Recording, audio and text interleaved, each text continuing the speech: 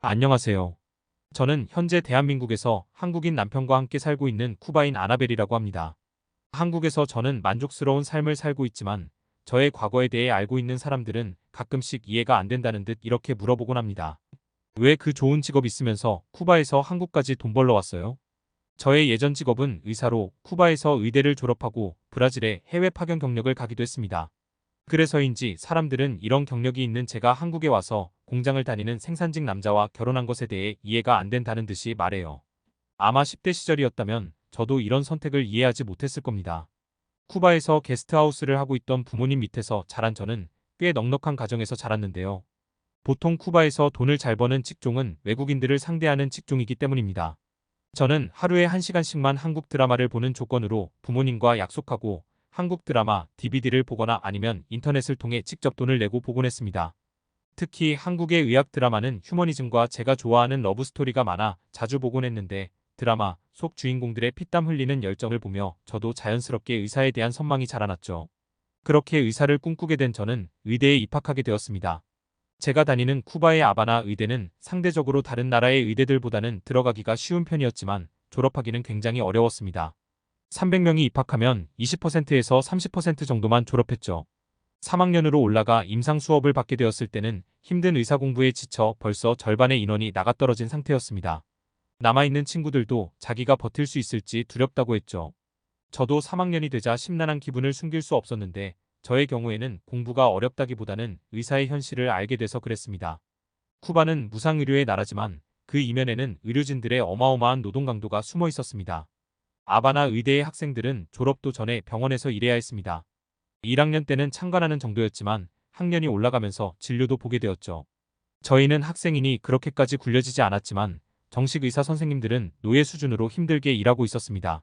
오전에는 마을 진료소에서 근무하고 오후에는 가정을 돌아다니며 방문 진료까지 다니며 하루 종일 일해야 했습니다. 날씨가 안 좋을 때는 정말 고역이 따로 없다고 의사 선생님은 한숨을 쉬셨죠.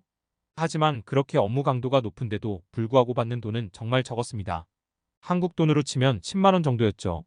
물론 쿠바의 전체 노동자 중 상위권 안에 드는 월급이지만 의대까지 나온 걸 감안하면 그렇게 많은 건 아니었습니다. 이것도 숙련된 의사가 받는 금액이고 저 같은 초짜 의사는 이것보다 적을 게 분명했죠. 오히려 고등학교를 나와 외국인을 상대로 가이드를 해주고 있는 제 친구가 의사보다 훨씬 돈을 잘 벌었습니다. 한국 돈을 치면 40만 원 이상을 벌었으니까요. 저는 요즘 한국말로 현타가 세게 왔습니다. 물론 의사가 돈만 보고 하는 일이 아니라지만 고생하는 거에 비해 너무 적었으니까요. 저는 어떻게 해야 의사 일로 돈을 많이 벌 수 있을지 궁리했습니다. 그러자 같은 과 친구가 졸업하면 우리도 해외 파견 프로그램을 가자는 이야기를 했습니다. 그 당시 쿠바 정부는 브라질 정부와 의료 해외 파견 프로그램을 만들었는데요. 쿠바 의사들이 브라질로 와 빈민 지역과 외딴 곳에서 의료 활동을 펼치는 활동으로 보수도 쿠바보다 훨씬 나은 편이라고 했죠. 저는 친구의 말대로 졸업 후 브라질로 해외 파견을 신청해 가게 되었습니다. 쿠바에서보다 더 열악한 의료 환경에서 일했지만 이곳에 있는 사람들은 진짜 빈민들이라 그런지 항상 저희에게 몸둘 바를 모르며 감사함을 표했으며 저 또한 보람을 느꼈습니다. 월급도 비교가 안 되는 수준이었죠. 브라질에서는 헤알이라는 통화를 사용하는데 제가 받는 돈은 3천 헤알 정도였습니다. 한국 돈으로 치면 90만 원 정도 금액이었기 때문에 쿠바에 있을 때보다 훨씬 만족스러웠죠. 보람과 돈 모두 가질 수 있는 일이란 생각에 행복해한 것도 잠시. 브라질 언론으로부터 쿠바 정부의 만행이 폭로되기 시작했습니다. 저희 쿠바 의사들에게 전달되는 돈은 브라질 정부로부터 직접 전달되는 게 아니라 쿠바 정부에 먼저 전달된 뒤 저희 의사들에게 다시 이체되는데요. 브라질 정부가 쿠바 정부에게 의사 한 명당 지급하는 월급은 무려 1만 1,800헤아이스로 그 당시 환율로 350만 원 이상의 돈이었습니다. 그런데 이중 쿠바 정부가 70%를 갈취해가고 남은 돈을 저희에게 던져준 겁니다. 엄청난 파장을 일으킨 이 사건은 브라질 대통령이 쿠바 정부를 비판하여 온전한 월급 지급과 가족을 데리고 오는 자유를 조건으로 프로그램을 운영해야 한다고 직접적으로 선언할 정도였습니다. 저는 엄청난 배신감이 들었습니다. 단순히 받는 돈이 적어진 게 문제가 아니라 내 조국이 믿을 곳이 아니라는 생각이 들었습니다. 쿠바에서도 의사들은 하루 종일 굴려지며 저임금을 받았는데 해외 파견 와서도 우리 의사들의 처지는 달라지지 않았습니다. 그저 국내의 의사들보다 조금 더 비싼 노예였을 뿐이었습니다. 저는 의사고 뭐고 다 때려치고 쿠바를 떠나야겠다는 생각이 들었습니다. 그리고 오래전부터 가고 싶었던 한국에 가기로 마음먹었죠. 저는 한국어 능력 시험으로 4급도 딴 사람이기 때문에 기본 회화 정도는 충분히 가능한 수준이었기 때문에 뭐라도 하지 않겠나 싶었어요. 물론 제가 감수해야 할 것도 있었습니다. 의사로서 경력이었죠. 한국과 쿠바는 아포스티우 협약국이 아니라 저의 의사로서의 경력이 인정받기 힘들었습니다. 한국에서 외국 의사가 인정받으려면 한국에서 인정하는 외국 대학을 나와야 했거든요. 저는 할 수 없이 제 경력을 포기하고 외국인 비자를 주는 한국 공장에 취직하기로 했어요. 친구들과 저희 부모님이 의사 면허가 아깝다고 난리였지만 제가 한국에서 가서 받을 월급을 보여주니 다들 입을 다물더군요. 쿠바에서 저 같은 젊은 여자가 어딜 가서 220만 원이 넘는 돈을 벌겠나요? 브라질 가서 90만 원 벌 때도 왜 이렇게 많이 주냐고 감격하던 과거의 저였습니다. 저는 인천의 식품 공장에서 주간 근무로 일했습니다. 교대 근무를 하면 더 많은 돈을 받을 수 있었지만 지금 있는 돈으로도 충분히 만족했기에 굳이 그렇게까진 하지 않았죠. 저는 주로 점심때 공장 구내 식당에서 밥을 먹곤 했지만 가끔 질릴 땐 근처 일반 식당을 가기도 했습니다. 공장 주변에는 음식점이 몇 개 없었지만 그래도 돼지고기 김치찌개를 아주 잘하는 맛집이 있어서 단골 손님이 되었죠.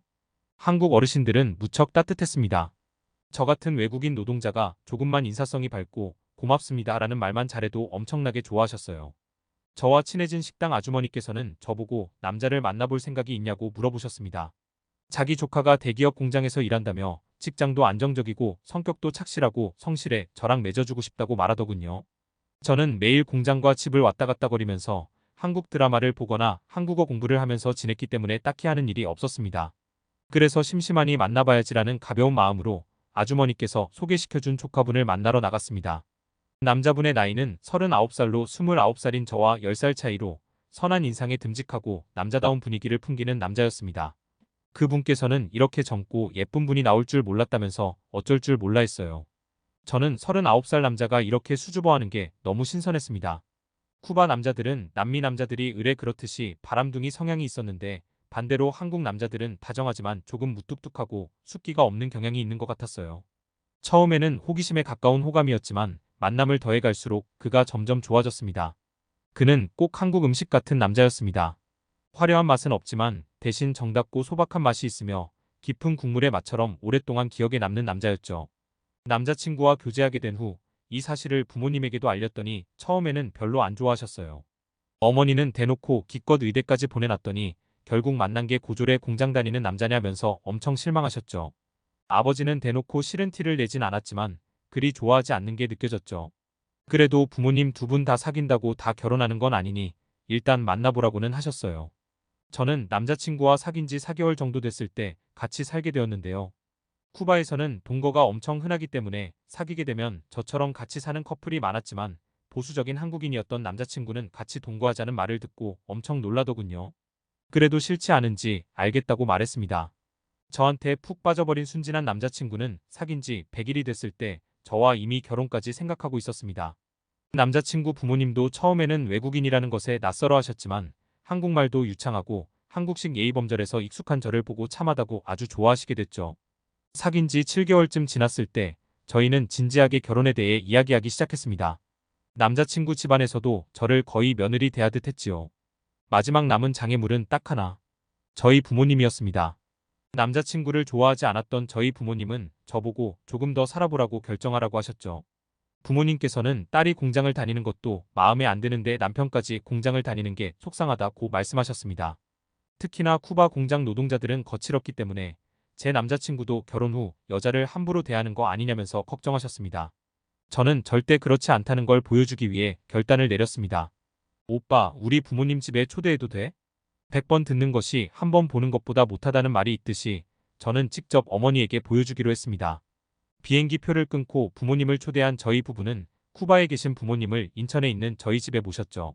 아파트 현관문 안에 들어설 때부터 비밀번호를 누르고 입력하는 것에 입이 딱 벌어진 부모님은 집안을 보자 더 깜짝 놀랐습니다.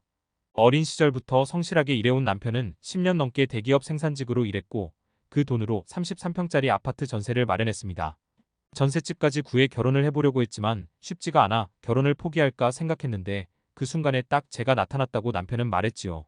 아버지 어머니는 인터폰이나 시스템 에어컨을 보며 감탄하셨고 집안에 있는 전자제품도 어머니 아버지가 그렇게 갖고 싶었던 삼성 제품으로 도배가 되어 있는 걸 보고 엄청난 충격을 먹은 듯 했습니다.